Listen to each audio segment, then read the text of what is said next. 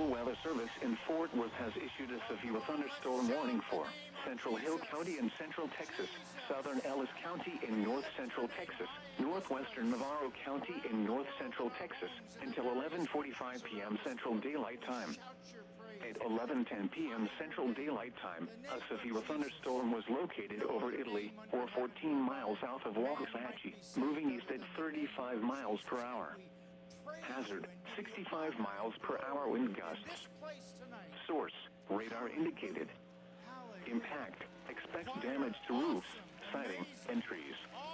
Locations impacted include Corsicana, Ellis, Hillsborough, Italy, Itasca, Blooming Grove, Bardwell, Alma, Barry, Bingham, Carl's Corner, Bardwell Lake, Aquila Lake, Bryce, Milford, Frost, Abbott, Malone, Emhouse, and Mertens.